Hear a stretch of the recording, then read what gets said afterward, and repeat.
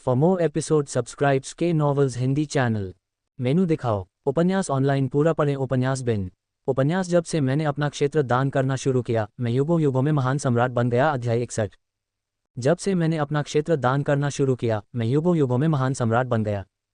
सी 61। अध्याय 61। वे सचमुच हम पर हमला कर रहे हैं। शांग साम्राज्य के सम्राट का चेहरा काला पड़ गया।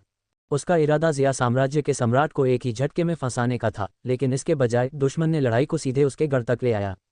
इससे पहले कि उन्हें पता चलता, दुश्मन द्वार पर पहुंच चुका था, मानो उसके चेहरे पर तमाचा जड़ दिया गया हो। शांग साम्राज्य के सम्राट ने अपने सेनापतियों पर कटाक्ष किया। देखो, ज़िया साम्राज्य की सेनाएं पहले ही राजधानी शहर में पहुंच चुकी हैं। तुम किस तरह के अधिकारी हो जो अभी देख रहे हो? इस युद्ध के खत्म होने के बाद मैं तुम्हें तुम्हारे अपराधों के लिए जवाबदेह ठहराऊंगा। हाँ महाराज, भीड़ ने विनम्रतापूर्वक उत्तर दिया। उसने दूर तक देखा और तुरंत ही उसकी नज़र लिन बेईफान पर पड़ी। क्योंकि दूसरा पक्ष बहुत ही विशिष्ट था। उसने ड्रैगन की पोशाक पहन रखी थी और वह एक शानदार गाड़ी पर बैठा था जिसके दोनों ओर सुंदरियां खड़ी थीं। बाईं ओर कवच पहने एक महिला जनरल थी, बहादुर और वीर, एक ऐसी महिला जो पुरुषों से कम नहीं थी। दाईं ओर लाल रंग के कपड़े पहने एक नाजुक सुंदरता थी, जो अपने आकर्षण से साम्राज्यों को गिराने में सक्षम थी। सुंदरियों को युद्ध में ले जाना, केवल ज़िया साम्राज्य का यह मूर्ख सम्राट ही ऐसा काम करेगा। शांग साम्राज्य के सम्राट ने जोर से घोषणा की। ज़िया साम्राज्य के मूर्ख सम्राट, स्वर्ग ने तुम्हें एक रास्ता दिया था, लेकिन तुमने उसे नहीं अपनाया। नरक का कोई द्वार नहीं था, फिर भी तुम अंदर घुस गए। ऐसा लगता है कि तुम मेरी कल्पना से भी ज्यादा मूर्ख हो। अपनी सेना को सीधे जाल में ले आए। हा। ऐसा लग सकता है कि मैं किसी जाल में फंस गया हूँ, लेकिन क्या ये सच नहीं है कि जब तक मैं तुम्हें बंधक बना लूंगा, मैं सुरक्षित निकल सकता हूँ? लिन बेईफान मुस्कुराया। मुझे बंधक बना लो? तुम मुझे बंधक बनाने के लिए ही राजधानी शहर में आए हो? ये तो बहुत मज़ेदार है। मैंने ऐसा मजाक पहले कभी नहीं सुना।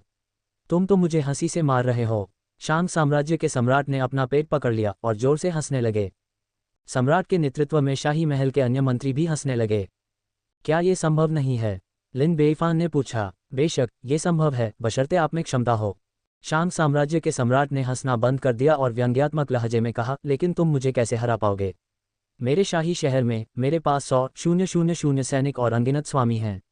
जब तक हम शहर की रक्षा करते रहेंगे, तुम शहर को नहीं तोड़ पाओगे। इसके अलावा मेरी विशाल सेना ने हमें पहले ही चारों तरफ से घेर लिया है। जब समय आएगा तो अंदर और बाहर दोनों तरफ से समन्वय के साथ आपको बचकर भागना असंभव लगेगा। एक बार जब हम आपको पकड़ लेंगे तो ज़िया साम्राज्य खत्म हो जाएगा। हा। बहुत हो गई बातें, चलो लड़ाई करते हैं। लिन बेईफान ने हाथ हिलाया। ग्रैंड जनरल, यूनुच लियू और चाई युक्सिन, तीनों ने तुरंत सेना के बीच से हमला कर दिया। वे भयंकर आभा के साथ दूर स्थित राजधानी शहर की ओर बढ़े। महाराज सावधान, वे तीनों जन्मजात हैं, किसी ने घबरा कर कहा। शहर के टॉवर पर 2 यूनिट भी दिखाई दिए जो ज़िया राज्य के सम्राट के सामने खड़े थे। Ads by pub future. सम्राट की अभिव्यक्ति और भी गंभीर हो गई। तो यह आपकी निर्भरता है। हालांकि सिर्फ 3 यूनिट के साथ मुझे पकड़ने के बारे में सोचना पूरी तरह से असंभव है। उसने अपना हाथ हिलाया और उसके साथ खड़े 2 यूनिट शहर के टॉवर की ओर बढ़ चले। यूशिन, लियू, यूनुच और मैं उन्हें रोक लेंगे। तुम शहर में घुसो और शांग साम्राज्य के सम्राट को पकड़ो। ग्रैंड जनरल चाई युलांग चिल्लाया। अपना ख्याल रखना पिताजी। चाई युक्सिन ने सिर हिलाया। उसके पैर की उंगलियां हल्के से जमीन को छू रही थीं और वह शहर की दीवार पर कूद गई। 2 यूनिट विशेषज्ञ बीच बचाव करने के लिए आगे बढ़े, लेकिन चाई युलांग और उनके साथी ने हमला कर दिया। आपके विरोधी हम हैं। 4 यूनिट्स ने शहर की दीवार के नीचे लड़ाई शुरू कर दी। कोई और बाधा न होने पर चाई युक्सिन ने शहर की दीवार पर चढ़कर हत्याओं का सिलसिला शुरू कर दिया। लाल तस्सेल वाले भाले को चलाते हुए प्रत्येक झटके में कई झांग ने ट्रू क्यूई जारी की गई, जिससे दर्जनों लोगों की जान चली गई। TLN 1 झांग 3333 मीटर है। फिर वह तेजी से शांग साम्राज्य के सम्राट की ओर बढ़ी। सम्राट की रक्षा करो, जल्दी करो, सम्राट की रक्षा करो। सभी लोग घबराने लगे। हालांकि शांग साम्राज्य के सम्राट बिल्कुल भी घबराए नहीं, बहुत शांत रहे। सभी लोग घबराए नहीं, मैं इसे हल कर सकता हूँ। पलक झपकते ही काले लबादे में एक बूढ़ा आदमी अचानक प्रकट हुआ और शांग साम्राज्य के सम्राट के सामने खड़ा हो गया। उनकी उपस्थिति इतनी विस्मयकारी थी कि दूसरों के लिए उन्हें सीधे देखना कठिन हो जाता था। चाई युक्सिन वहीं रुक गई। उसकी निगाहें तेज हो गईं। आप भी एक जन्मजात गुरु हैं?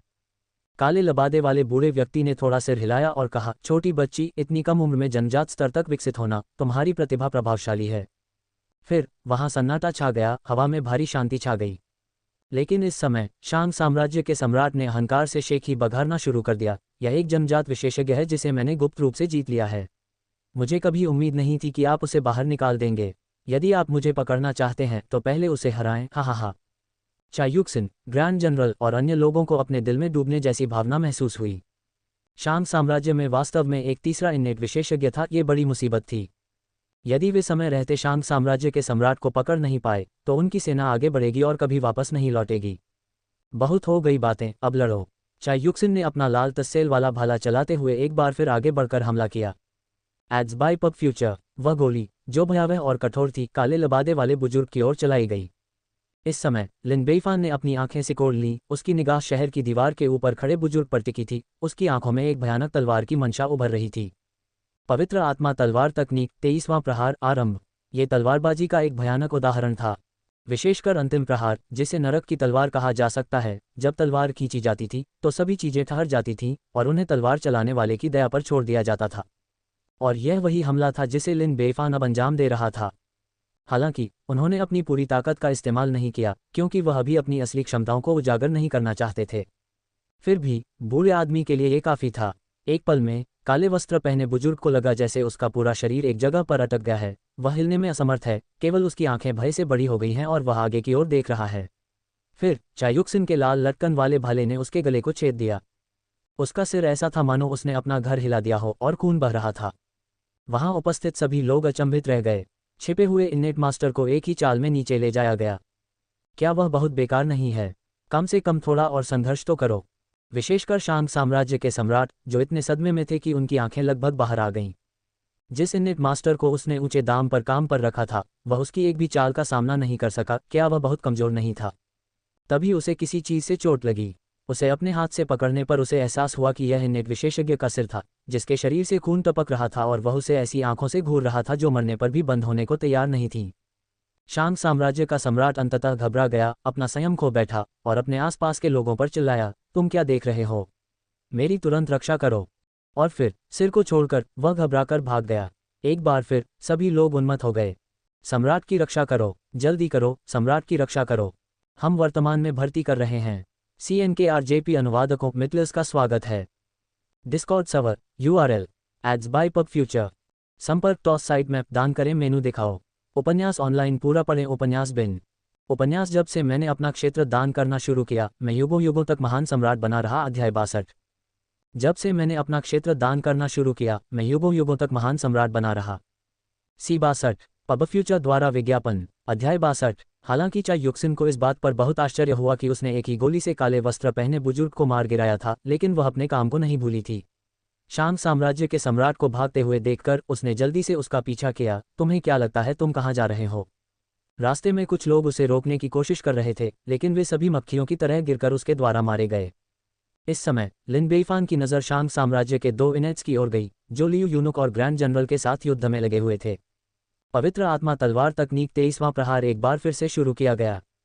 उस क्षण में ही दोनों के शरीर जम गए और हिलने डुलने में असमर्थ हो गए। उस क्षणभंगुर क्षण में परिणाम तय हो गया, साथ ही जीवन और मृत्यु भी। 2 इनेट्स को काट दिया गया। ग्रैंड जनरल और लियू यूनुक दोनों ही आश्चर्यचकित हो गए और एक दूसरे को आश्चर्य भरी नजरों से देखने लगे। और फिर जब उन्हें एहसास हुआ कि मामला बहुत महत्वपूर्ण है, तो वे तेजी से राजधानी शहर की प्राचीर की ओर बढ़े और भारी नरसंहार शुरू कर दिया।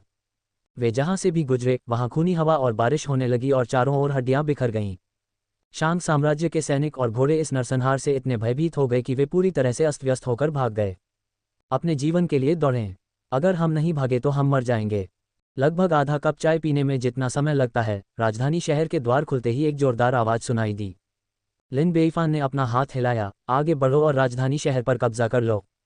हाँ महाराज। भीड़ आगे बढ़ी, राजधानी शहर में घुस गई और फिर हर सड़क और पूरे शहर पर नियंत्रण कर लिया।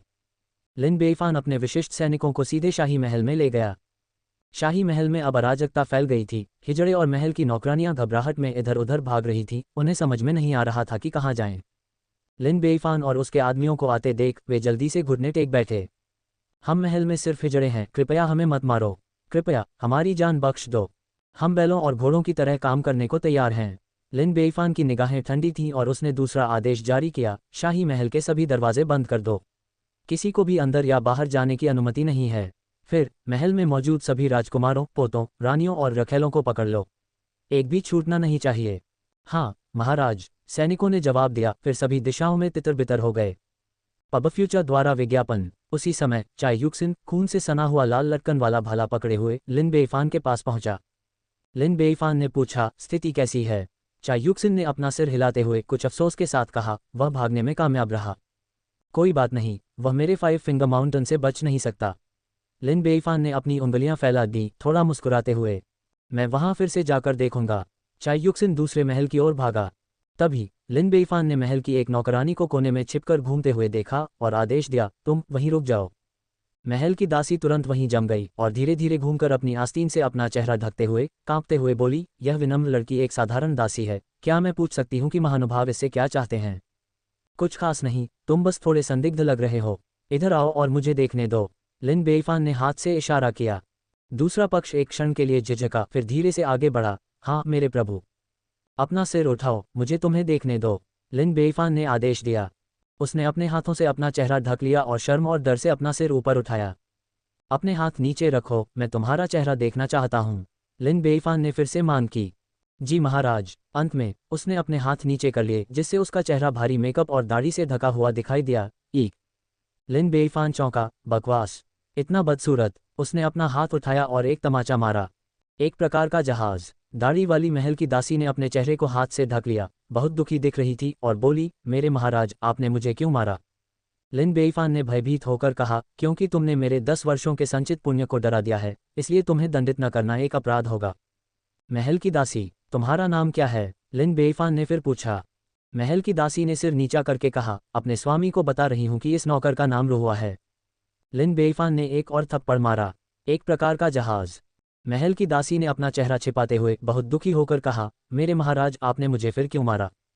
तुम इतनी बदसूरत हो और फिर भी तुम्हें इसका पता नहीं है। मैं तुम्हें कुछ समझदारी सिखाना चाहता हूँ। महल की दासी, पबफ्यूचर द्वारा विज्ञापन। लिन बेईफान ने फिर पूछा, आपके पास दाढ़ी क्यों है?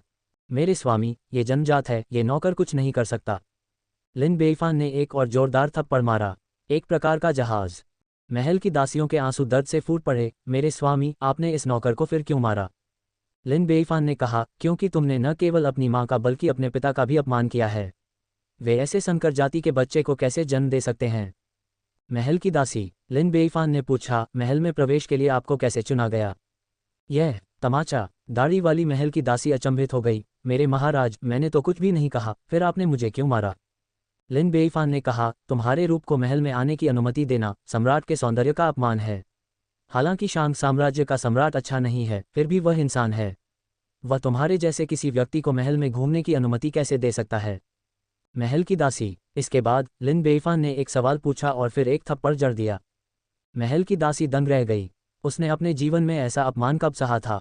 चारों ओर देखते हुए उसने पाया कि दूसरे पक्ष के पास कोई सुरक्षात्मक बल नहीं था, जो सम्राट को चुनौती देने और सामंती प्रभुओं को आदेश देने का एक सही अवसर प्रस्तुत करता था। इस प्रकार उसके दिल में बढ़ती बुराई और क्रोध उसके पित्त की तरह बढ़ रहा था। उसने पंजे खोलकर लिन बेईफान पर हमला किया, एक आदमी की आवाज निकालते हुए, तुम मूर्ख सम्राट, मैं तुम्हारे साथ अपनी पूरी ताकत से लड़ूंगी। लिन बेईफान ने जोरदार थप्पड़ मारकर जवाब दिया। एक प्रकार का जहाज। महल की दासी। और फिर दोबारा स्मैक स्मैक। दाढ़ी वाली महल की नौकरानी का चेहरा पूरे घेरे में घुमाया जा रहा था। लिन बेईफान ने मारते हुए मुस्कुराते हुए कहा, शांग किंगडम सम्राट, आप अब और नाटक नहीं करेंगे। तारांकन तारांकन तारांकन। TLN, इस श्रृंखला को रेटिंग और समीक्षा देकर इसका समर्थन करें ताकि अधिक लोग इसे पढ़ सकें। Series I became the legendary emperor throughout the ages after I started giving away my territory. हम वर्तमान में भर्ती कर रहे हैं। CNKRJP अनुवादकों मितलर्स का स्वागत है। डिस्कॉर्ड सर्वर URL पबफ्यूचर द्वारा विज्ञापन। संपर्क टॉस साइट मैप दान करें मेनू दिखाओ। उपन्यास ऑनलाइन पूरा पढ़ें उपन्यास बिन। उपन्यास जब से मैंने अपना क्षेत्र दान करना शुरू किया, मैं युगों युगों में महान सम्राट बन गया। अध्याय 63। जब से मैंने अपना क्षेत्र दान करना शुरू किया, मैं युगों युगों में महान सम्राट बन गया। C63 पबफ्यूचर द्वारा विज्ञापन। अध्याय 63। और फिर दोबारा स्मैक स्मैक। दाढ़ी वाली महल की नौकरानी का चेहरा पूरे घेरे में घुमाया जा रहा था। लिन बेईफान ने मारते हुए मुस्कुराते हुए कहा, शांग किंगडम सम्राट, आप अब और नाटक नहीं करेंगे। एक प्रकार का जहाज। क्या तुम अब भी हमारे साथ मरते दम तक लड़ना चाहते हो? एक प्रकार का जहाज। जब तुम ऐसे दिखते हो तो तुम हमारे साथ मौत तक कैसे लड़ सकते हो? एक प्रकार का जहाज। आगे बढ़ो, हमसे लड़ने की कोशिश करो। Smack smack. महल की नौकरानियों का चेहरा नहीं, ये कहा जाना चाहिए कि शांग साम्राज्य के सम्राट का चेहरा बुरी तरह से पीटा गया था, पूरी तरह से विकृत हो गया था। फिर भी वह अंदर से डरपोक होते हुए भी एक उग्र भाव प्रकट करने में सफल रहा। अरे मूर्ख सम्राट, मुझे मौका मत दो, वरना मैं कसम खाता हूं कि मैं इस अपमान का बदला लूंगा। लिन बेईफान ने सीधे एक जोरदार थप्पड़ मारा। तुम्हारी हिम्मत कैसे हुई मुझे धमकी देने की? एक प्रकार का जहाज। बदला लेने की बात करने की तुम्हारी हिम्मत कैसे हुई? एक प्रकार का जहाज। मैं तुम्हें साहस देता हूं, क्या तुम हिम्मत कर सकते हो? एक प्रकार का जहाज। अंततः शांग साम्राज्य का सम्राट यातना सहन नहीं कर सका और बेहोश हो गया।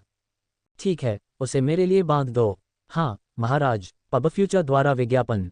फिर लिन बेईफान ने व्यक्तिगत रूप से टीम का नेतृत्व किया, शाही महल के सभी राजकुमारों, पोतों, महारानी और कुलीन पत्नियों को पकड़ लिया। साथ ही वह संपत्ति जब्त करना नहीं भूला, राष्ट्रीय खजाने और राज्य के लिए सम्राट के निजी खजाने से सब कुछ जब्त कर लिया। इस दिन के बाद लिन बेईफान ने अपने खजाने को अच्छी तरह से भर लिया था। उसी समय ग्रैंड जनरल और प्रधानमंत्री चलते हुए आए। लिन बेईफान ने पूछा, अंकल स्थिति कैसी है? ग्रैंड जनरल चाई यूलांग ने खुशी से भरे चेहरे के साथ कहा, राजधानी अब नियंत्रण में है।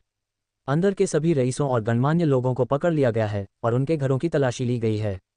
हमने इस लड़ाई में पूरी जीत हासिल कर ली है। संदेह वास्तव में। प्रधानमंत्री शियाओ गोलियांग भी उतने ही प्रसन्न थे। ये लड़ाई वास्तव में शानदार ढंग से जीती गई थी। महाराज, आपके यहाँ हालात कैसे हैं? लिन बेईफान ने हंसते हुए कहा, शांग साम्राज्य के सम्राट और उनके सभी परिवार और बच्चों को मैंने पकड़ लिया है और राष्ट्रीय खजाने को भी मैंने लूट लिया है। अब हम आसानी से और विजयी होकर अपने साम्राज्य में लौट सकते हैं। बहुत बढ़िया, दोनों बुजुर्गों ने ऊंची आवाज में कहा। इसके बाद लिन बेईफान ने अपने सैनिकों का नेतृत्व किया। बंदियों को लेकर, सोने, चांदी और जवाहरात लेकर वे शांग साम्राज्य की राजधानी से भव्य रूप से रवाना हुए। रास्ते में लिन बेईफान ने एम्पायर सैंडबॉक्स खोला। एम्पायर सैंडबॉक्स शुरुआती स्तर। प्रादेशिक क्षेत्र 440,000 वर्ग मील। कृषि योग्य भूमि 300,000 वर्ग मील। घरेलू संसाधन 112 मिलियन टेल, 2 लौह खदानें, 3 कोयला खदानें, 1 तांबे की खदान। जनसंख्या 5.05 मिलियन। धनी लोग 2%, आम लोग 40%, गरीब लोग 58%। सैन्य शक्ति 600,000, 3 यूनिट विशेषज्ञ, 270 मार्शल कलाकार। व्यापक राष्ट्रीय शक्ति 780। लघु राज्य स्तर। पहले की तुलना में इसमें महत्वपूर्ण परिवर्तन आया है। इनमें प्रादेशिक क्षेत्र में 120,000 वर्ग मील की वृद्धि हुई है, जो शांग साम्राज्य से जीती गई भूमि है। कृषि योग्य भूमि में 60,000 वर्ग मील की वृद्धि हुई है, जो अधिक लोगों को पोषण दे सकती है। घरेलू संसाधनों में करीब 30 मिलियन टेल की वृद्धि हुई, जिससे कुल संसाधन 100 मिलियन से अधिक हो गए। यह इस यात्रा से सबसे बड़ी उपलब्धि है। जनसंख्या में 1 मिलियन से अधिक लोगों की वृद्धि हुई, जो पहले ही बढ़ चुकी थी, और मूलतः वे सभी मो साम्राज्य से आए शरणार्थी थे। पब फ्यूचर द्वारा विज्ञापन। इसके कारण राष्ट्रीय शक्ति में उल्लेखनीय वृद्धि हुई और यह 780 तक पहुंच गई। डिंग। जैसे जैसे खिलाड़ियों की राष्ट्रीय शक्ति बढ़ती है, आपकी ताकत भी उसी हिसाब से बढ़ती है। आपको शीर्ष स्तरीय तलवार तकनीक रिटर्न ऑफ 10,000 स्वॉर्ड से पुरस्कृत किया जाता है। 10,000 तलवारों की वापसी तलवार संप्रदाय की एक गुप्त तकनीक है, एक अद्वितीय तलवारबाजी। एक वार से आकाश तलवार क्यूई से भर जाता है, अविश्वसनीय रूप से तेज। हजारों तलवारें मानो अपने स्वामी के सामने नौकर हों, असंख्य तलवारों को आज्ञा दें और कोई भी अवज्ञा करने की हिम्मत न करे। लिन बेईफान ने अपनी आंखें बंद कर लीं और जल्दी से इस तलवार तकनीक को आत्मसात कर लिया। शक्ति के संदर्भ में 10,000 तलवारों की यह वापसी किसी भी तरह से पवित्र आत्मा तलवार तकनीक की 23वीं तलवार से कमतर नहीं है। केवल इतना ही कहा जा सकता है कि दोनों तलवार तकनीकों में से प्रत्येक का अपना अलग फोकस है। पवित्र आत्मा तलवार तकनीक की 23वीं तलवार आत्मा के दायरे से संबंधित है। जब तलवार को छोड़ा जाता है तो यह समय और स्थान को संकुचित कर देती है, जिससे प्रतिद्वंद्वी स्थिर हो जाता है और तलवार चलाने वाले की दया पर निर्भर हो जाता है। 10,000 तलवारों की वापसी मुख्य रूप से आक्रमण पर जोर देती है, जिसमें तलवार क्यूई से भरा एक अजय आकाश छोड़ती है। यदि इन दो तलवार तकनीकों को मिला दिया जाए तो उनकी शक्ति अकल्पनीय। 2 शीर्ष स्तरीय तलवार तकनीक होने के कारण ऐसा लगता है कि वे मुझे तलवार अमर बनने के लिए तैयार कर रहे हैं। लिन बेईफान हैरान और प्रसन्न दोनों था। यह यात्रा वाकई बहुत फायदेमंद रही है। लिन बेईफान बेहद संतुष्ट हैं। यहाँ तक कि उसके बगल में शांग साम्राज्य का सम्राट भी आंखों को अधिक भाने लगा। जब आप शांग साम्राज्य की सेना का सामना करते हैं तो क्या आप जानते हैं कि क्या कहना है? शांग राज्य के सम्राट ने भावशून्य चेहरे के साथ कहा, मुझे पता है, मैं उन्हें हमें जाने दूंगा। लिन बेईफान ने संतोष में सिर हिलाया, जानकर अच्छा लगा। जब तक आप आज्ञाकारी रूप से सहयोग करते रहेंगे, मैं आपको वापस जाने दूंगा। शांग साम्राज्य के सम्राट ने पूछा, क्या आप सचमुच मुझे और मेरी पत्नी, बच्चों और परिवार को वापस जाने देंगे? लिन बेईफान ने सिर हिलाया और कहा, बेशक, एक बार जब तुम सब खत्म हो गए तो तुम्हें रखने का क्या मतलब है? ये केवल भोजन की बर्बादी होगी।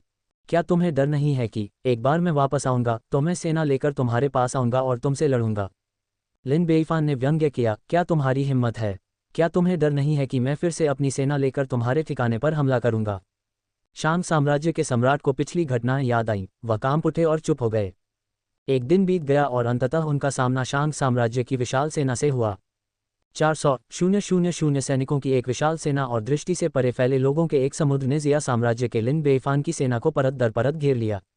हालांकि इन 400,000 सैनिकों ने कोई लापरवाही भरा कदम उठाने का साहस नहीं किया।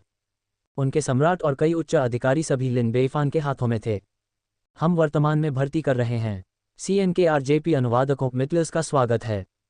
डिस्कॉर्ड सर्वर URL पबफ्यूचर द्वारा विज्ञापन संपर्क टॉस साइट मैप दान करें मेनू दिखाओ। उपन्यास ऑनलाइन पूरा पढ़ें। उपन्यास बिन उपन्यास जब से मैंने अपना क्षेत्र दान करना शुरू किया मैं युगों युगों तक महान सम्राट बना रहा। अध्याय 64। जब से मैंने अपना क्षेत्र दान करना शुरू किया मैं युगों युगों तक महान सम्राट बना रहा। C64 अध्याय 64। शांग साम्राज्य की सेना का नेतृत्व जनरल झाओ जिलोंग कर रहे थे, जिनका दर्जा जिया साम्राज्य के ग्रैंड जनरल चाई युलान के समकक्ष था। असाधारण रूप से योग्य और प्रखर निष्ठावान होने के कारण उन्हें एक अत्यंत महत्वपूर्ण मिशन सौंपा गया। एक जनरल का प्राथमिक कर्तव्य अपनी संप्रभुता और देश की रक्षा करना है।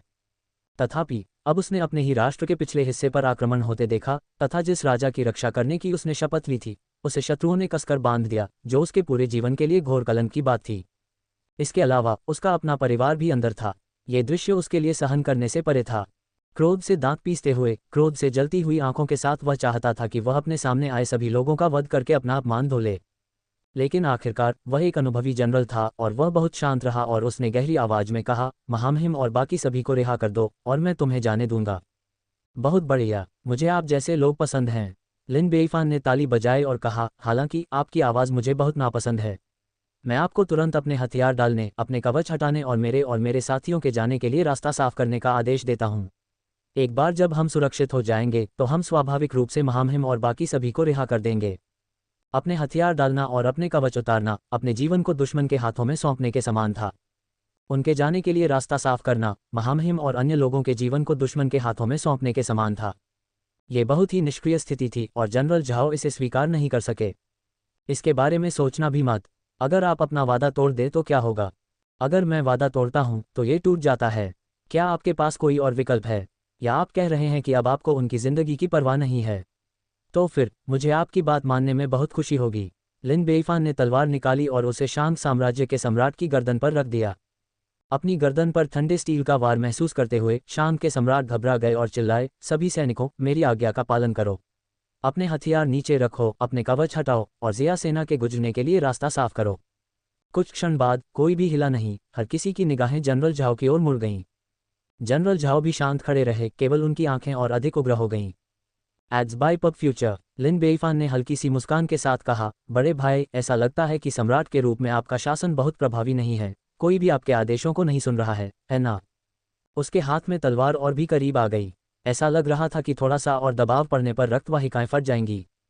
शांग साम्राज्य के सम्राट को लगा कि उसके शरीर के रोंगटे खड़े हो गए हैं। और भी ज्यादा घबराकर वह पागलों की तरह चिल्लाया, क्या तुम बहरे हो? क्या तुम मेरी बातें नहीं सुन सकते? अपने हथियार नीचे रखो और तुरंत अपना कवच उतार दो, नहीं तो तुम पर देशद्रोह का आरोप लगाया जाएगा। जनरल झाओ ने अंततः समझौता करते हुए अनिच्छा से आदेश दिया, सभी सैनिकों, मेरे आदेश पर ध्यान दो, अपने हथियार डाल दो, अपने कवच उतार दो। खट खट खट खट हथियार एक के बाद एक जमीन पर गिरने लगे। सरसराहट सरसराहट, कवच एक के बाद एक उतारे गए। एक कप चाय बनाने में जितना समय लगा उससे पहले ही सारे हथियार और कवच जमीन पर रख दिए गए। जनरल झाओ ने अपना हाथ हिलाया और शांग साम्राज्य की विशाल सेना आगे बढ़ गई। क्या ये पर्याप्त है? ये हुई ना बात। लिन बेइफान खुश हुआ। सभी सैनिक, मेरी आज्ञा का पालन करें, राजधानी लौट जाएं। हाँ महाराज, पूरी सेना ने जवाब दिया और फिर जोश और गर्व के साथ उस खाई से आगे बढ़ गई। रुको, मैं तो लगभग भूल ही गया था। लिन बेइफान ने पलटकर धूर्तता से मुस्कुराते हुए कहा, ये सभी हथियार और कवच वाकई बहुत बढ़िया चीजें हैं। कोई जमीन पर पड़े सभी हथियार और कवच उठा ले। तुम्हें क्या लगता है तुम क्या कर रहे हो? जनरल झाओ गुस्से से चिल्लाया। ये हथियार और कवच शांग साम्राज्य द्वारा बहुत ज्यादा कीमत पर बनाए गए थे और हर एक टुकड़ा बेहद कीमती था। उनके लिए वे जीवन के समान ही कीमती थे। बिना हथियार और कवच के कोई दूसरों से प्रतिस्पर्धा कैसे कर सकता है? दुश्मन वास्तव में हथियार और कवच छीनना चाहता था, जिसके लिए वह कभी सहमत नहीं हो सकता था। Ads by pub future. हम क्या करने की कोशिश कर रहे हैं आप अच्छी तरह से जानते हैं। लिन बेइफान ने एक बार फिर अपनी तलवार शांग साम्राज्य के सम्राट की गर्दन पर रखी। 2 विकल्पों में से एक चुने, यह आपका निर्णय है। शांग साम्राज्य के सम्राट ने चिल्लाते हुए कहा, मैं तुम्हें आदेश देता हूँ, विरोध मत करो और उन्हें हथियार और कवच लेने दो। जो कोई भी मेरी आज्ञा का उल्लंघन करेगा, मैं उसके पूरे वंश को नष्ट कर दूंगा। पूरी सेना अविचलित रही और एक बार फिर जनरल झाओ की ओर देखने लगी। शांग साम्राज्य के सम्राट ने दहाड़ना जारी रखा, जनरल झाओ, कुछ तो बोलो, क्या तुम शाही आदेश की अवहेलना करने का इरादा रखते हो? जनरल झाओ ने एक बार फिर समझौता करते हुए असहाय भाव से घोषणा की, सभी सैनिकों, मेरी आज्ञा का पालन करो और उन्हें इसे ले जाने दो। इस प्रकार शांग साम्राज्य के सभी हथियार और कवच लिन बेइफान की संपत्ति बन गए, जिससे दर्जनों गाड़ियां भर गईं और फिर भारी मात्रा में लूट का माल लेकर रवाना हो गईं। शांग साम्राज्य की सेना ने जिया सेना को अहंकारपूर्वक जाते हुए देखा। उनके दिलों में निराशा की आग जल रही थी। वे शत्रु के अहंकार से उतनी ही घृणा करते थे जितनी अपनी अयोग्यता से। इतने सारे युद्धों के बाद भी उन्होंने आज जितना अपमानित महसूस किया, उतना पहले कभी नहीं किया था। विशेषकर जनरल झाओ, जिनका हृदय भयंकर क्रोध से भरा हुआ था। एक दिन उसने प्रतिज्ञा की, मैं अपनी सेना को जिया साम्राज्य में ले जाऊंगा, मूर्ख सम्राट को पकड़ लूंगा और इस अपमान को धो डालूंगा। एक दिन बिताने के बाद लिन बेइफान और उसके साथी अंततः जिया साम्राज्य में लौट आए।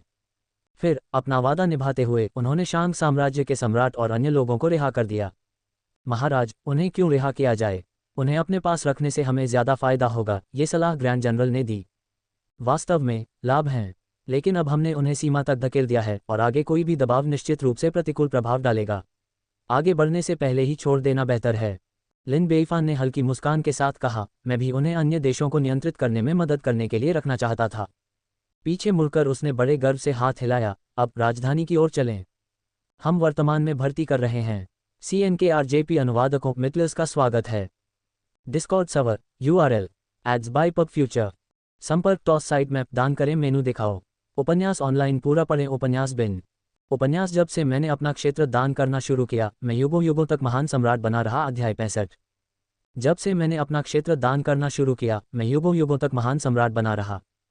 C65। अध्याय 65। इस युद्ध की खबर पूरे देश में तेजी से फैल गई, जिससे हर कोई स्तब्ध रह गया। हे भगवान, मूर्ख सम्राट वास्तव में सुरक्षित वापस आ गया। लोगों को लगा कि वह अपने विनाश की ओर बढ़ रहा है, लेकिन वह विजयी होकर लौटा। उसने न केवल मो साम्राज्य में सैनिकों को बचाया, बल्कि उसने शांग साम्राज्य की राजधानी में भी घुसपैठ की। शांग साम्राज्य के सम्राट और कई उच्च श्रेणी के अधिकारियों को बंधक बना लिया और अंत में राष्ट्रीय खजाने को भी लूट लिया।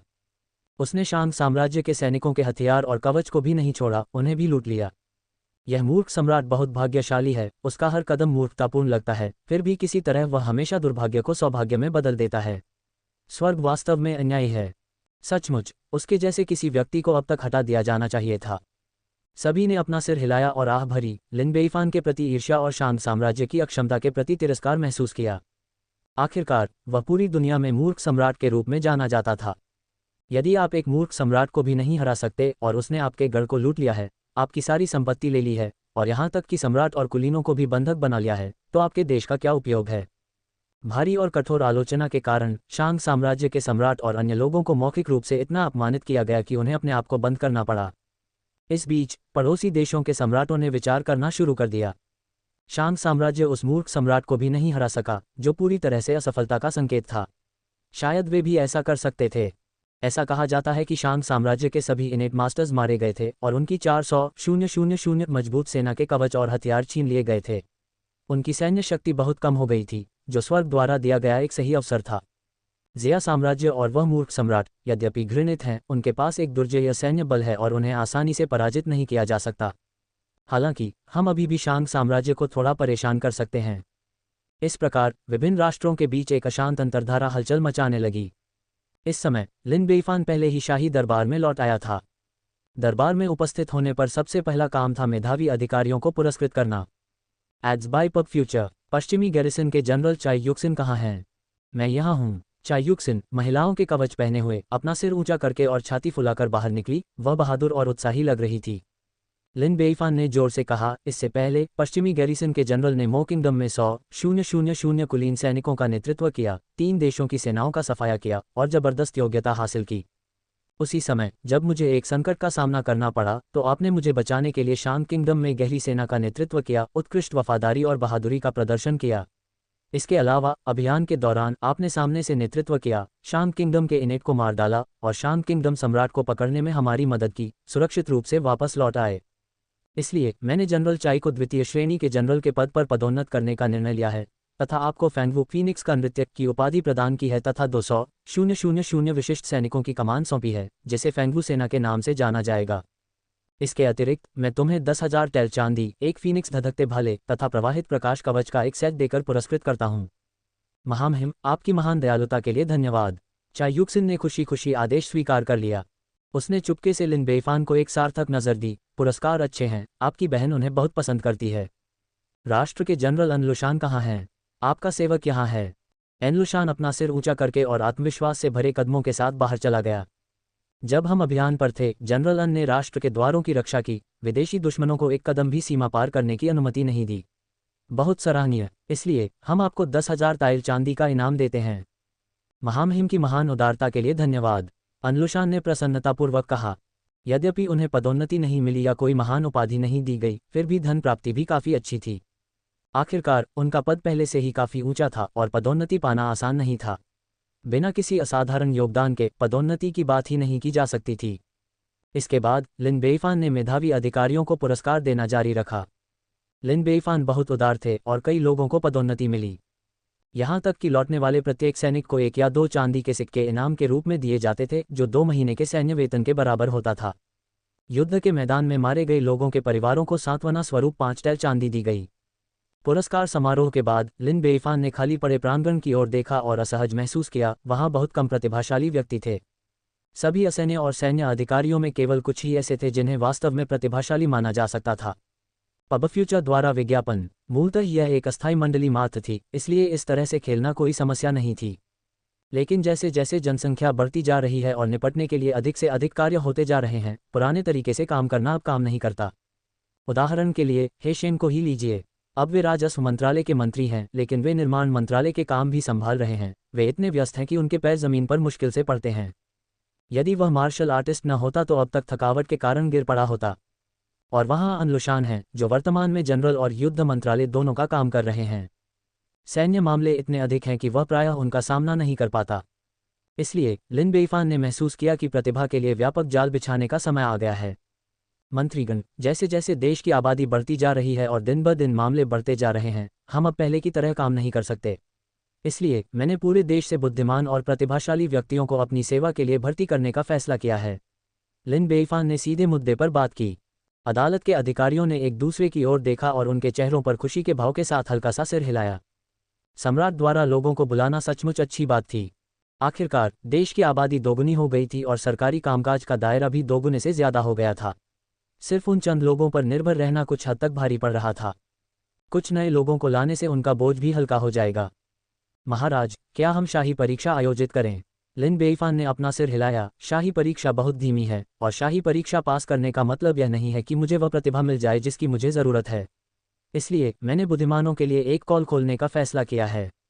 जो कोई भी मानता है कि उनके पास प्रतिभा है, वे खुद की सिफारिश कर सकते हैं और मैं व्यक्तिगत रूप से उनका साक्षात्कार लूंगा।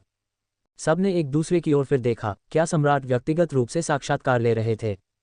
क्या वह इतना सक्षम है? आखिरकार कभी कभी उसका दिमाग भ्रमित हो जाता है।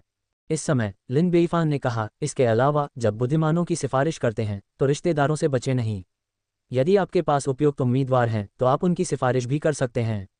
यदि वे वास्तव में प्रतिभाशाली हैं तो मैं स्वाभाविक रूप से उन्हें महत्वपूर्ण पदों पर नियुक्त करूंगा। TLN, एक और समीक्षा के लिए धन्यवाद। हम वर्तमान में भर्ती कर रहे हैं। CNKRJP अनुवादकों मिटलर्स का स्वागत है। Discord server URL ads by pub future. संपर्क टॉस साइट मैप दान करें 10 मेनू दिखाओ। उपन्यास ऑनलाइन पूरा पढ़ें। उपन्यास बिन। उपन्यास जब से मैंने अपना क्षेत्र दान करना शुरू किया, मैं युगों युगों तक महान सम्राट बना रहा। अध्याय 66। जब से मैंने अपना क्षेत्र दान करना शुरू किया, मैं युगों युगों तक महान सम्राट बना रहा। C66। पब फ्यूचर द्वारा विज्ञापन। अध्याय 66। इस प्रकार प्रतिभाशाली व्यक्तियों की भर्ती करने का आदेश जारी किया गया। आम लोग तुरंत ही वहां एकत्र हो गए। एक और शाही नोटिस। इस बार क्या हुआ? मेरी राय में ये निश्चित रूप से बहुत अच्छी बात होगी। आप कैसे बता सकते हैं? जरा सोचिए, जब से महामहिम सिंहासन पर बैठे हैं, शाही नोटिसों की संख्या बहुत कम रही है। पहला नोटिस नौकरी के अवसरों के बारे में था, दूसरा मकान बांटने के बारे में था, तो ये तीसरा नोटिस निश्चित रूप से एक और अच्छी खबर होगी। आप बहुत सही कह रहे हैं, इनाम के तौर पर कुछ खरबूजे के बीज लीजिए। शाही नोटिस चिपकाने के बाद हवलदार ने जोर से घोषणा की, सब लोग सुनो। हमारे ज़िया साम्राज्य में बढ़ती आबादी और बढ़ते मामलों के कारण महामहिम ने अपनी सेवा के लिए प्रतिभाशाली व्यक्तियों की भर्ती करने का फैसला किया है। तो ये बात है, यह शाही परीक्षा की तरह है। सबको एहसास हो गया। क्या कोई आवश्यकताएं हैं, सैन्य अधिकारी? किसी ने पूछा। सार्जेंट ने अपना सिर हिलाया, कोई विशेष आवश्यकता नहीं है। जो कोई भी मानता है कि उसके पास प्रतिभा है, वह खुद की सिफारिश कर सकता है। महामहिम व्यक्तिगत रूप से साक्षात्कार आयोजित करेंगे। यदि आपके पास वास्तव में प्रतिभा है और आप सम्राट की नज़र में आ जाते हैं, तो आप महान ऊंचाइयों तक पहुंचेंगे। भीड़ आश्चर्यचकित थी। जब तक आपके पास प्रतिभा है, आप खुद की सिफारिश कर सकते हैं। सम्राट व्यक्तिगत रूप से साक्षात्कार आयोजित करेंगे। एक बार महामहिम को आप पसंद आ गए तो आप महान ऊंचाइयों तक पहुंच जाएंगे। क्या सचमुच इस दुनिया में ऐसी कोई अच्छी चीज़ है? मैं साइन अप करना चाहता हूं और इसे आजमाना चाहता हूं। पब फ्यूचर द्वारा विज्ञापन। सभी लोग उत्साहित हो गए। आखिरकार यह एक अद्वितीय अवसर था। अतीत में केवल विद्वानों को ही अधिकारी बनने का मौका मिलता था, लेकिन अब आम लोगों को भी मौका मिला है। ये बहुत अच्छी बात है। उसी समय एक बूढ़ा आदमी अचानक उत्साहित होकर दौड़ता हुआ आया। एक हवलदार ने तुरंत उसे रोका और चिल्लाया, अरे अरे अरे, तुम्हें क्या लगता है तुम क्या कर रहे हो? उस व्यक्ति ने उत्साह से कहा, मैं नामांकन कर रहा हूं। क्या महामहिम ने यह नहीं कहा था कि कोई भी प्रतिभाशाली व्यक्ति अपनी सिफारिश कर सकता है? तभी पास में खड़ी एक बूढ़ी महिला सूरजमुखी के बीज फोड़ते हुए हंसी और बोली, जूनियर, तुम भूल ही जाओ। महामहिम की शायद बहुत ज़्यादा ज़रूरतें न हो, लेकिन तुम्हें कम से कम साक्षर तो होना ही चाहिए। बिना पढ़े लिखे तुम राजकाज कैसे संभालोगे? तुम महामहिम की चिंताओं को कैसे साझा करोगे? सब सहमत हैं, है न? वरना भले ही महामहिम तुम्हें इस्तेमाल करने की हिम्मत करें, हम निश्चित रूप से नहीं करेंगे। सभी लोग तुरंत शोर मचाने लगे। बूढ़ी औरत सही कह रही है। अगर आप नामांकन कराना चाहते हैं तो कम से कम आपको साक्षर तो होना ही चाहिए। महामहिम आपको नौकरी पर रखने का साहस कर रहे हैं, लेकिन हम निश्चित रूप से ऐसा नहीं कर सकते। हमने अंततः ये खुशहाल जीवन प्राप्त कर लिया है, हम आपको इसे बर्बाद नहीं करने देंगे। अगर तुम्हें पता है कि तुम्हारे लिए क्या अच्छा है, तो चले जाओ। महामहिम का समय बर्बाद मत करो। मैले कुचले बूढ़े आदमी ने नाक भान सिकोड़ी, मैं देख रहा हूं कि तुम लोगों को एक घमंडी कुत्ते की तरह नीची नज़र से देख रहे हो। एक बार जब मैं अधिकारी बन जाऊंगा तो मैं तुम सबको कालकोठरी में फेंक दूंगा। अंत में बहुत अधिक संख्या में लोग नामांकन कराने लगे। हर कोई उत्साह में शामिल होना चाहता था। सौभाग्य से हेशेंट, जो इस मामले के प्रभारी थे, ने गुप्त रूप से नियंत्रण कर लिया और सभी अशिक्षितों को बाहर निकाल दिया। इस प्रकार लोगों की संख्या को नियंत्रण में रखा। इस समय राष्ट्र के जनरल एन लुशान लिन बेईफान को देखने के लिए एक आदमी को लेकर आए। महाराज, मैं आपके समक्ष किसी की सिफारिश करना चाहता हूँ। पब फ्यूचर द्वारा विज्ञापन। कौन? लिन बेईफान ने उत्सुकता से देखा और पाया कि इस व्यक्ति का रूप रंग कुछ अजीब था, जो पश्चिमी क्षेत्र के वंश का प्रतीत होता था। एन लुशान ने मुस्कुराते हुए कहा, महाराज, इस आदमी का नाम शिसिमिंग है और वह हमेशा मेरा अनुसरण करता आया है। उसके साधारण रूप से धोखा न खाएं। उसके पास प्रथम श्रेणी के विशेषज्ञ की ताकत है और वह बहादुर है और लड़ाई में अच्छा है। उसने कई सैन्य उपलब्धियां हासिल की हैं। वह वास्तव में कमान के लिए उपयुक्त प्रतिभा है। महाराज, आपने रिश्तेदारों से दूर रहने के बिना पुण्यवानों को बढ़ावा देने के लिए कहा है, इसलिए मैंने इस आदमी को विशेष रूप से आपके ध्यान में लाया है। TLN URL शिसिमिंग। ओह! लिन बेईफान ने अनलुशान को एक अजीब नज़र से देखा। अनलुशान और शिसिमिंग, वे एक आदर्श जोड़ी हैं। भले ही वे किसी दूसरी दुनिया में चले जाएं, फिर भी उन्हें अलग नहीं किया जा सकता। लिन बेईफान की निगाहों के सामने एनलुशान और उसके साथी को थोड़ी बेचैनी महसूस हुई। एनलुशान खांसने लगा और शिसिमिंग अपने होश में आ गया। उसने न तो दास्ता और न ही दबंगई के साथ सलामी दी। यह अधीनस्थ आपके महामहिम को अपना सम्मान देता है। सम्राट अमर रहें। औपचारिकताओं से छुटकारा पाएं। लिन बेईफान ने मुस्कुराते हुए उन्हें रोकने के लिए अपना हाथ बढ़ाया। चूंकि जनरल एन ने कहा है कि आप एक प्रतिभाशाली व्यक्ति हैं, तो मैं आपका परीक्षण करूंगा। यदि आप मेरी परीक्षा में पास हो जाते हैं तो मैं निश्चित रूप से आपका अच्छा उपयोग करूंगा। महाराज, कृपया अपने प्रश्न पूछें। शिसिमिंग ने एक बार फिर सलामी दी। इसके बाद लिन बेईफान ने कई प्रश्न पूछे, जिनका दूसरे पक्ष ने तार्किक और ठोस ढंग से उत्तर दिया। लिन बेईफान बहुत संतुष्ट था। मैं तुमसे एक आखिरी सवाल पूछूंगा। अगर मेरा आदेश कानून के सिद्धांतों के खिलाफ है और लोगों की इच्छाओं के विपरीत है, तो किसकी बात पर ध्यान दिया जाना चाहिए? मैं चाहता हूं कि तुम सच सच जवाब दो। महाराज को रिपोर्ट करें। निश्चित रूप से मैं महाराज की आज्ञा का पालन करूंगा। शिसिमिंग ने जोर से घोषणा की, कानून मनुष्य द्वारा बनाए जाते हैं और मनुष्य गलती करने के लिए प्रवण होता है। आम लोग अज्ञानी होते हैं और आसानी से गुमराह हो जाते हैं। लेकिन महामहिम स्वर्ग के पुत्र हैं, महामहिम हमेशा बुद्धिमान होते हैं और महामहिम का अनुसरण करने से हम कभी भी भटक नहीं सकते। लिन बेईफान ने मुस्कुराते हुए उनकी बात सुनी, ताली बजाई और हंसे, ठीक कहा। मुझे तुम्हारी जैसी प्रतिभाओं की ज़रूरत है। मैं तुम्हें अभी चौथे दर्जे का जनरल नियुक्त करूंगा और अगर तुम अच्छा प्रदर्शन करोगे तो जल्द ही पदोन्नति और कुलीनता भी मिलेगी। शिसिमिंग बहुत खुश हुए, महामहिम की महान दयालुता के लिए धन्यवाद। हम वर्तमान में भर्ती कर रहे हैं। CNKRJP अनुवादकों मिटलर्स का स्वागत है। डिस्कॉर्ड सर्वर URL पबफ्यूचर द्वारा विज्ञापन संपर्क टॉस साइट मैप दान करें मेनू दिखाओ। उपन्यास ऑनलाइन पूरा पढ़ें। उपन्यास बिन उपन्यास जब से मैंने अपना क्षेत्र दान करना शुरू किया मैं युगों युगों में महान सम्राट बन गया। अध्याय 67। जब से मैंने अपना क्षेत्र दान करना शुरू किया मैं युगों युगों में महान सम्राट बन गया। C67। अध्याय 67। दोनों सेनापतियों के चले जाने के बाद हेशेन अपने साथ एक युवक को लेकर आया। लिन बेईफान ने मुस्कुराते हुए उनका अभिवादन किया। मंत्री जी, भर्ती कैसी चल रही है? हेशेन ने सम्मानपूर्वक सिर झुकाया और कहा, मैं महाराज को सूचित करता हूं कि भर्ती नोटिस पोस्ट किए जाने के बाद प्रतिक्रिया उल्लेखनीय रही है, जिसमें बहुत से प्रतिभाशाली व्यक्ति अपनी सेवाएं देने के लिए आगे आए हैं। वर्तमान में 10,000 से ज़्यादा स्व अनुशंसित प्रतिभाएं हैं।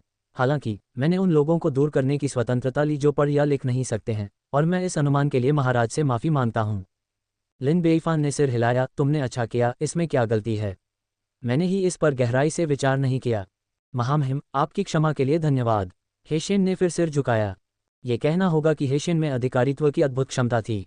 और यह युवक कौन है? लिन बेईफान ने पूछा। मैं महाराज को सूचित करता हूं कि यह प्रतिभा मेरे द्वारा ही अनुशंसित है। हेशेन ने मुस्कुराते हुए कहा, इस आदमी का नाम ली लिनफू है और वह किसी आधिकारिक पद पर नहीं है। हालांकि जब मैं सीमेंट के घरों की बिक्री को बढ़ावा दे रहा था तो उसने मदद करने की पहल की। वह अच्छी तरह से शिक्षित है, अपने काम में मेहनती है, सावधानीपूर्वक और पूरी तरह से लोगों से उच्च प्रशंसा अर्जित कर रहा है। महामहिम ने कहा है कि पुण्यवान से व्यक्तिगत रूप से मिलने की कोई आवश्यकता नहीं है, इसलिए मैंने इस आदमी की सिफारिश करने की स्वतंत्रता ली। ली लिनफू। लिन बेईफान आश्चर्यचकित रह गया। नाम इतना परिचित लग रहा था। क्या यह इतिहास का कुख्यात खलनायक ली लिनफू हो सकता है? TLN URL वह आदमी जो ऊपर वालों की चापलूसी करता था और नीचे वालों को मीठी मीठी बातें बोलकर धोखा देता था, लेकिन उसके पेट में तलवार थी। कुख्यात भ्रष्ट अधिकारी जिसकी सिफारिश समान रूप से कुख्यात महान खलनायक द्वारा की गई थी। ली लिनफू को लिन बेईफान की निगाहों के सामने असहज महसूस हुआ और एक बार खांसने के बाद उसने सलामी में अपने हाथ जोड़े। यह विनम्र नागरिक ली लिनफू महामहिम को अपना सम्मान देता है। अमर रहे, अमर रहे, अमर रहे सम्राट। ऐसी औपचारिकताओं की कोई आवश्यकता नहीं। लिन बेईफान ने मुस्कुराते हुए कहा, चूंकि मंत्री ने आपकी प्रतिभा के बारे में बात की है तो मैं आपकी परीक्षा लूंगा। यदि आप मेरी परीक्षा में उत्तीर्ण होते हैं तो आपको निश्चित रूप से एक महत्वपूर्ण कर्तव्य सौंपा जाएगा। इस विनम्र आम आदमी को यह अवसर देने के लिए आपका धन्यवाद महामहिम। कृपया अपना प्रश्न पूछें। ली लिनफू ने फिर से सिर झुकाया। फिर लिन बेईफान ने कई प्रश्न पूछे और दूसरे पक्ष ने प्रत्येक प्रश्न का उत्तर धारा प्रवाह गहन विचार के साथ दिया, जो वास्तव में एक सक्षम व्यक्ति की प्रतिभा का प्रदर्शन था। इसके अलावा इस पूरी प्रक्रिया के दौरान दूसरा पक्ष हमेशा मुस्कुराहट के साथ सभी का अभिवादन करता था, जिससे वसंत की हवा के समान ताजगी का एहसास होता था और उसके आसपास रहना बहुत सहज लगता था। अंतिम प्रश्न। लिन बेईफान ने मुस्कुराते हुए कहा, अगर मेरा आदेश न्याय के खिलाफ है और लोगों के हितों के विपरीत है तो आपको क्या करना चाहिए? मैं सच सुनना चाहता हूँ। आपको ईमानदारी से जवाब देना चाहिए और धोखा नहीं देना चाहिए। महाराज, इस प्रश्न में एक समस्या है, ली लिनफू ने कहा। Ads by pub future. Lin Beifan आश्चर्यचकित रह गए। कोई समस्या?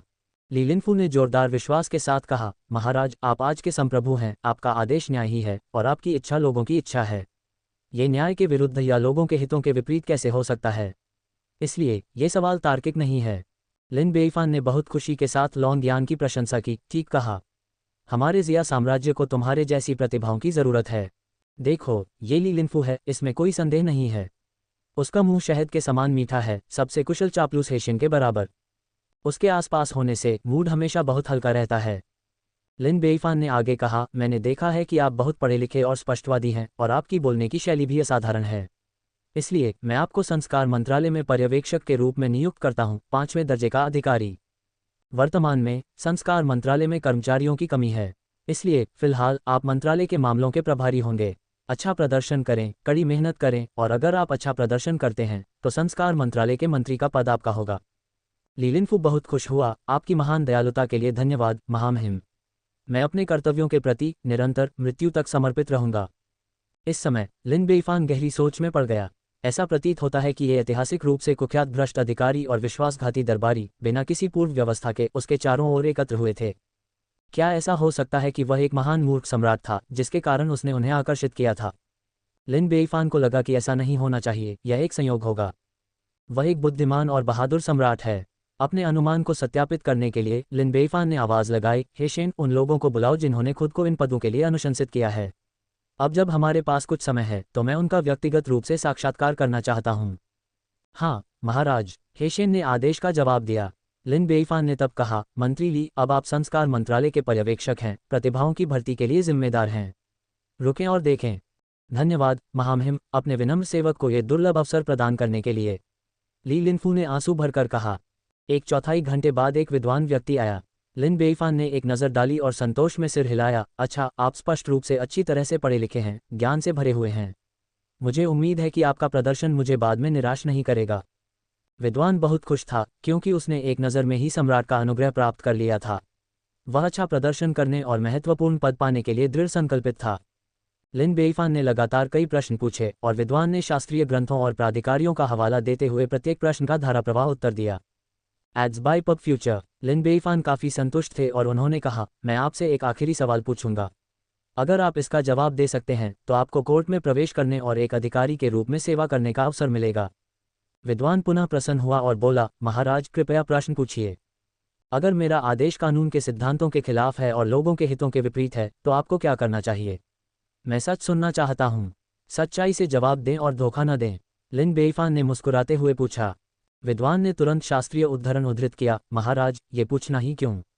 ऋषि ने कहा है, जब सम्राट कानून तोड़ता है तो उसे एक आम आदमी की तरह ही आंका जाएगा।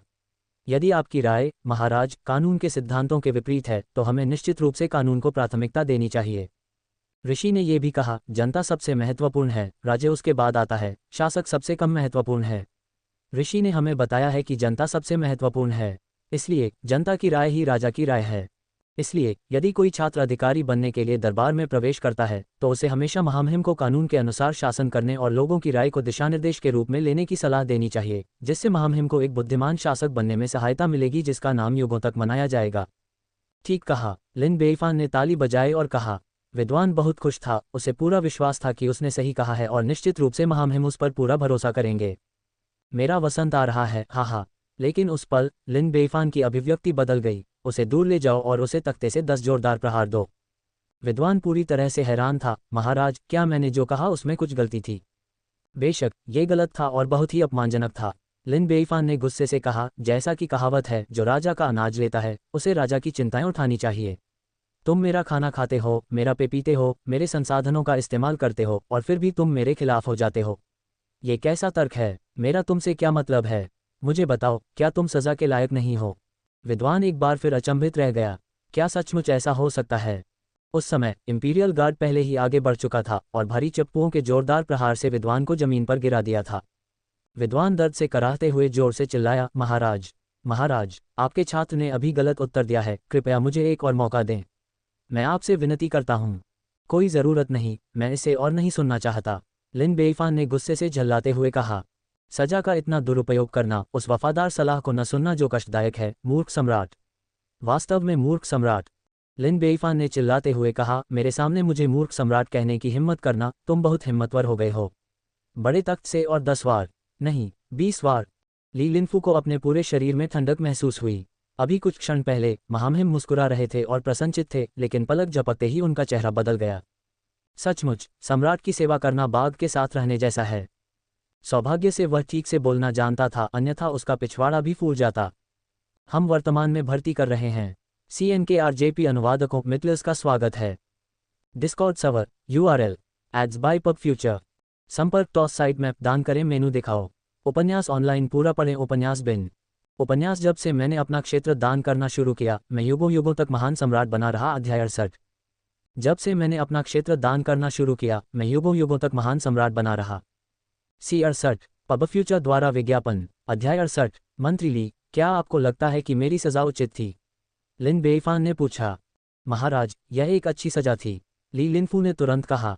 इसमें सत्यता कहाँ है? लिन बेईफान ने फिर पूछा।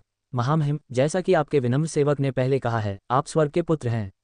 आपकी आज्ञाएं प्रकृति के नियम हैं और आपकी इच्छा लोगों की इच्छा है। महामहिम का अनुसरण करके ही हम एक शानदार भविष्य की ओर बढ़ सकते हैं। और वह व्यक्ति बहुत अधिक पढ़ने से मूर्ख बन गया है, केवल किताबों से ही सिद्धांतों को बोलना जानता है, तर्क करने के लिए ऋषियों के शब्दों का उपयोग करता है, लेकिन वास्तव में ये सब भ्रामक है। ऋषियों की तुलना एक गौरवशाली राजा से कैसे की जा सकती है? उसे दंडित किया गया और फिर भी वह अपनी गलती नहीं पहचानता, जिद्दी और अडिग, एक सड़ा हुआ लकड़ी जिसे तराशा नहीं जा सकता। और महाराज, आप तो बड़े उदार हैं, उसे केवल मार पीट कर दंडित करना सचमुच कानून से परे दया है। लिन बेईफान ने बहुत प्रसन्नता के साथ जवाब दिया, ठीक कहा। तभी शाही महल के अंदर से एक सुखद लेकिन चिढ़ाने वाली आवाज आई, गिगल, मुझे लगता है कि तुम ही बकवास कर रहे हो, काले को सफेद में बदल रहे हो।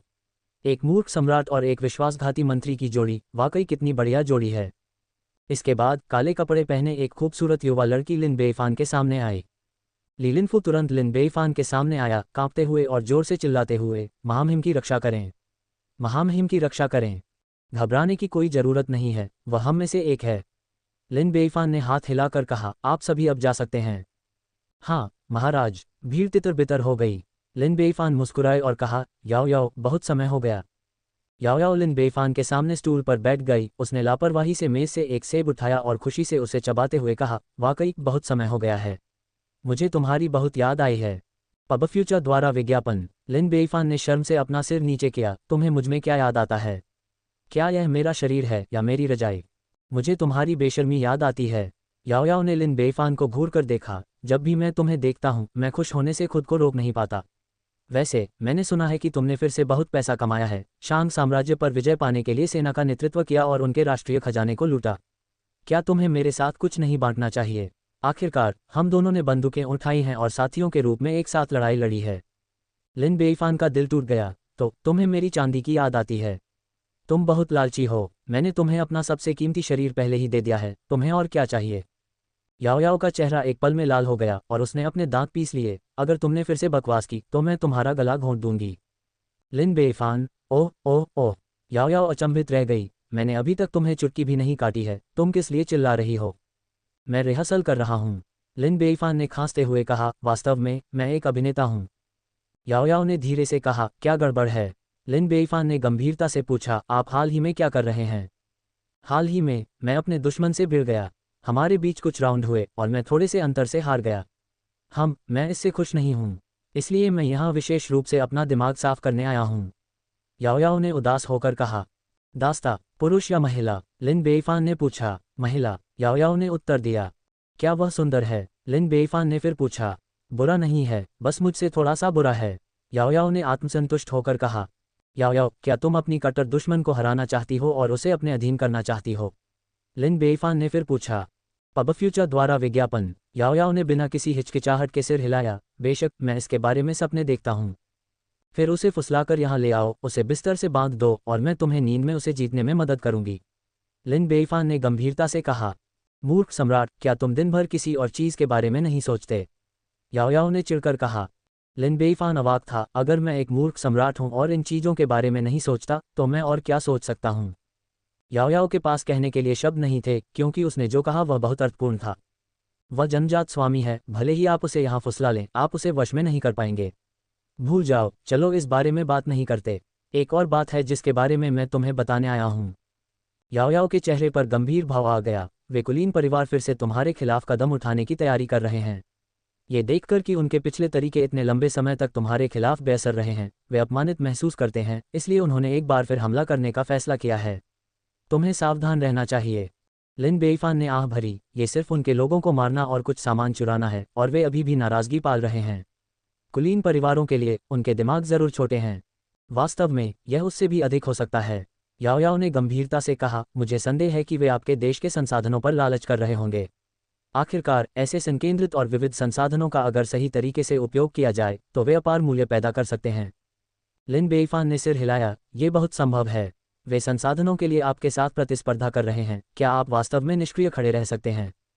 याओ याओ निराश और शर्मिंदा होकर बोली, अगर यह पहले होता तो मैं कार्रवाई कर सकती थी और उन सभी को मार सकती थी, लेकिन अब मैं अपने दुश्मन के निशाने पर हूं और खुद को दिखाना बुद्धिमानी नहीं है। ऐसी कई चीजें हैं जो मैं संभाल नहीं सकती, इसलिए तुम्हें खुद ही उनसे निपटना होगा। निश्चिंत रहें, चाहे उनके पास कोई भी चाल क्यों न हो, मैं उनका सामना करूंगा। लिन बेईफान ने शांति से कहा। जल्दी या बाद में मैं निश्चित रूप से उनके गढ़ पर हमला करूंगा और उन्हें मुझे अपमानित करने के परिणाम बताऊंगा। बात खत्म करने के बाद याओ याओ चला गया। उसके शब्दों में, वह बहुत लंबे समय तक एक ही स्थान पर नहीं रह सकती थी, अन्यथा उसका दुश्मन कुछ गड़बड़ का पता लगा लेगा और लिन बेईफान के लिए परेशानी खड़ी कर देगा। लिन बेईफान को जिज्ञासा हुई, आखिर कौन इस निडर जादूगरनी को इतना सतर्क बना सकता है। हम वर्तमान में भर्ती कर रहे हैं। CNKRJP अनुवादकों मितलस का स्वागत है। डिस्कॉर्ड सर्वर URL पबफ्यूचर द्वारा विज्ञापन संपर्क टॉस साइट मैप दान करें मेनू दिखाओ।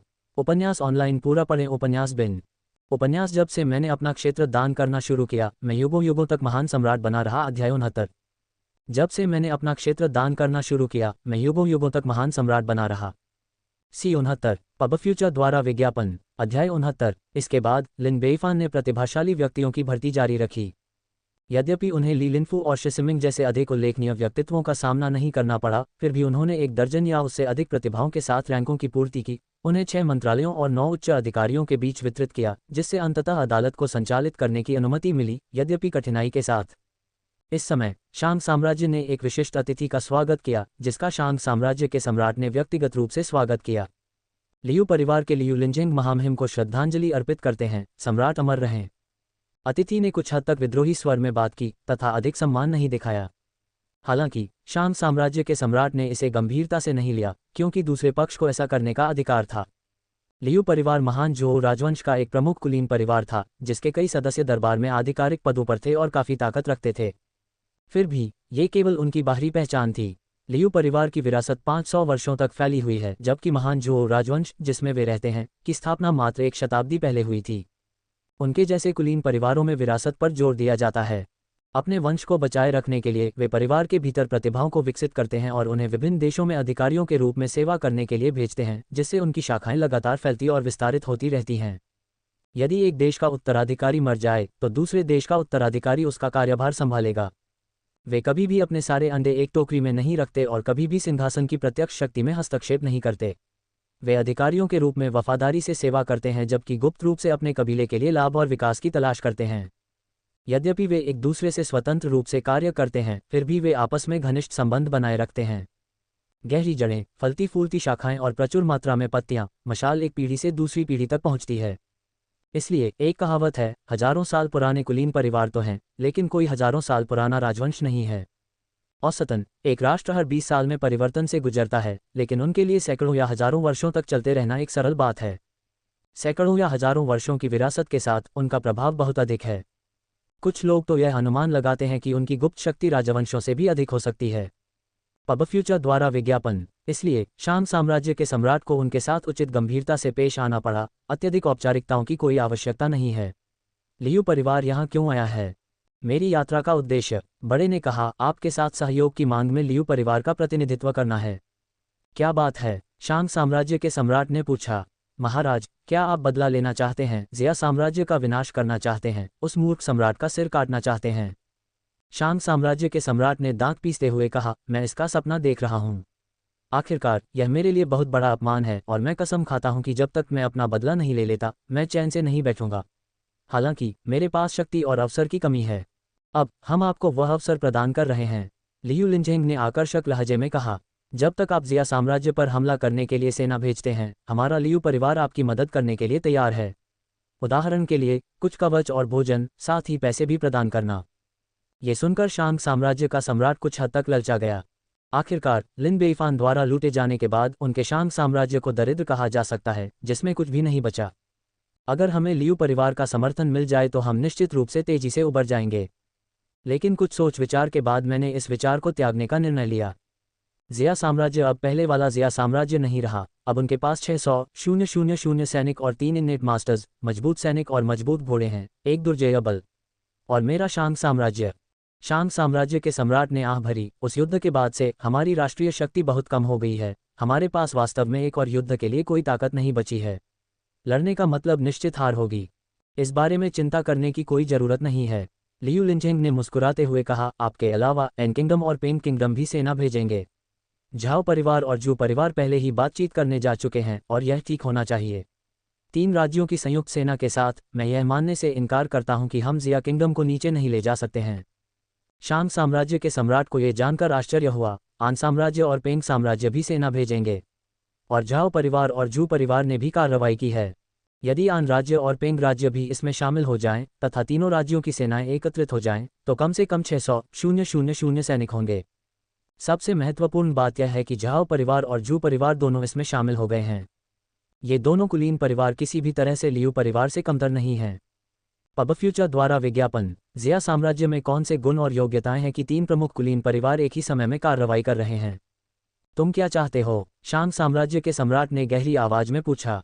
हम ज़िया साम्राज्य के खनिज संसाधन चाहते हैं। एक बार काम हो जाने के बाद वे संसाधन हमारे हो जाएंगे और बाकी सब तुम्हारा होगा। लियू लिंजेंग ने लालची भाव प्रकट किया।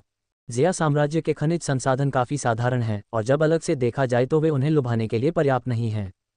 हालांकि इन खनिज संसाधनों की खूबसूरती उनकी असाधारण सांद्रता, विभिन्न प्रकार की किस्मों और शहरों से उनकी निकटता में निहित है। उनके पास अनुकूल मौसम, लाभप्रद स्थान और मानवीय सामंजस्य सब कुछ है जिसके परिणामस्वरूप एक मजबूत पैमाने का प्रभाव होता है। उसी अयस्क के खनन से लागत आधी से भी अधिक हो सकती है। सारी बचत पैसा है, ढेर सारा पैसा। फिर भी वह मूर्ख सम्राट नहीं जानता कि इसका उपयोग कैसे किया जाए। इतने विशाल खजाने पर बैठकर वह बहुत सारा धन कमा सकता था, लेकिन इसके बजाय वह आम लोगों की मदद करने में अपनी कमाई को बर्बाद कर देता है, पूरी तरह से बर्बाद। बर्बादी शर्मनाक है, इसलिए वे अब और हाथ पर हाथ धरे नहीं बैठ सकते। पुरानी शिकायतों के ऊपर नई शिकायतें इकट्ठी होने के बाद उन्होंने निर्णय लिया कि ज़िया साम्राज्य को नष्ट करने का समय आ गया है। इस प्रकार वे खनिज संसाधन उनके होंगे और ज़िया साम्राज्य के सभी नागरिकों को गुलाम बना दिया जाएगा। उन सभी को बिना वेतन के खदान में भेज दिया जाएगा, उन्हें केवल भोजन की आवश्यकता होगी। इस तरह क्या वे धन कमाने में सफल नहीं होंगे? इसलिए 3 महान कुलीन परिवारों ने ज़िया साम्राज्य के खिलाफ अभियान में 3 देशों का समर्थन करने का फैसला किया। शांग साम्राज्य के सम्राट ने मन ही मन कहा कि यह बिल्कुल वैसा ही था जैसा कि उन्होंने उम्मीद की थी। उन्हें पता था कि ये कुलीन परिवार अपने लालच में अतृप्त थे, वे कभी भी लाभ के वादे के बिना आगे नहीं बढ़ते थे। उन्होंने इस तरह के पैसे और प्रयास का निवेश करने का एक आकर्षक अवसर देखा होगा। सच कहें तो वह भी उन खनिज संसाधनों के प्रति आकर्षित था, लेकिन कुलीन परिवार के सामने वह केवल सूप से ही संतुष्ट हो सकता था। TLN, सूप से संतुष्ट होना, लाभों के कम हिस्से से संतुष्ट होना। ये किसी दावत में होने के समान है, लेकिन केवल सूप ही ले पाना जबकि अन्य लोग मुख्य व्यंजन जैसे मांस का आनंद ले रहे हों। लेकिन उस समय शांग साम्राज्य के सम्राट को अचानक लिन बेफान का ख्याल आया और उसके दिल में एक अशुभ पूर्वाभास उमड़ पड़ा। प्रतिद्वंद्वी की भयानक आत्मविश्वास भरी मुस्कान ने उसके रोंगटे खड़े कर दिए और उसका शरीर ठंडा और सर्द महसूस करने लगा। ऐसा लग रहा था मानो सेना तैनात करने से अवश्यंभावी रूप से कुछ बुरा घटित हो जाएगा। वह झिझकते हुए बोला, मैं इस मामले में नहीं पढ़ूंगा। हम वर्तमान में भर्ती कर रहे हैं। CNKRJP अनुवादकों मित्लर्स का स्वागत है। Discord server URL pub future द्वारा विज्ञापन। संपर्क टॉस साइट मैप दान करें मेनू दिखाओ। उपन्यास ऑनलाइन पूरा पढ़ें। उपन्यास बिन। उपन्यास जब से मैंने अपना क्षेत्र दान करना शुरू किया मैं युगों युगों तक महान सम्राट बना रहा। अध्याय 70। जब से मैंने अपना क्षेत्र दान करना शुरू किया मैं युगों युगों तक महान सम्राट बना रहा। C70 पब फ्यूचर द्वारा विज्ञापन। अध्याय 70। क्यों? लियू लिंजेंग अचंभित रह गया। 3 महान कुलीन परिवारों और 3 राज्यों की संयुक्त ताकतों के समर्थन से ज़िया साम्राज्य व्यावहारिक रूप से आपकी पहुंच में था। जीत के बाद न केवल आप अपना बदला लेंगे बल्कि आपको अवर्णनीय लाभ भी मिलेगा। यह अवसर मिलना बहुत कठिन है। भले ही आप लालटेन लेकर खोजें, फिर भी आप वास्तव में भाग नहीं ले रहे हैं। शांग साम्राज्य के सम्राट ने अपना सिर हिलाया और आह भरी, क्योंकि ज़िया साम्राज्य को नष्ट करना इतना आसान नहीं है और वह मूर्ख सम्राट उतना सरल नहीं है जितना वह सतह पर दिखाई देता है। जल्दबाजी में सेना भेजना बहुत ही मूर्खतापूर्ण होगा। महाराज, क्या आप बुरी तरह डर गए हैं? लियू लिंजेंग ने व्यंग्य और उपहास के मिश्रण के साथ मजाक किया। शांग राज्य के सम्राट ने, मानो कोई घाव उजागर हो गया हो, अपने चेहरे पर शर्म और झुंझलाहट के भाव दिखाए और गुस्से से कहा, जो चाहो कहो, मैं भाग नहीं ले रहा हूं, तुम अब जा सकते हो। महामहिम, कृपया पुनर्विचार करें। यदि आप सहमत नहीं हैं तो हमारे पास अन्य 2 राज्यों के साथ गठबंधन करने के अलावा कोई विकल्प नहीं होगा। पहले आपके शांग साम्राज्य को मिटा दें और फिर ज़िया साम्राज्य के खिलाफ कदम उठाएं। लियू लिंजेंग ने ठंडे स्वर में कहा। शांग साम्राज्य का सम्राट क्रोधित हुआ। क्या तुम मुझे धमकी दे रहे हो? ये किसी को खतरा पैदा करने के बारे में नहीं है, ये सिर्फ आत्मरक्षा के लिए है। आखिरकार अगर हम अपने सैनिकों को तैनात करते तो आपको हमारे पीछे रखना हमारे लिए बहुत ज़्यादा परेशानी भरा होता। इसलिए किसी भी दुर्घटना को रोकने के लिए हमारे पास पहले हमला करने के अलावा कोई विकल्प नहीं था। हमें उम्मीद है कि महामहिम इसे समझेंगे। शांग राज्य का सम्राट क्रोध से कांप उठा, उसका रंग रूप खराब हो गया था। क्या इसे खतरा नहीं माना जाता? तो फिर क्या है? शांग साम्राज्य का सम्राट गहरी सोच में पड़ गया। अपनी शक्ति के चरम पर भी एन साम्राज्य और पेंग साम्राज्य का सामना करना विशेष रूप से चुनौतीपूर्ण था।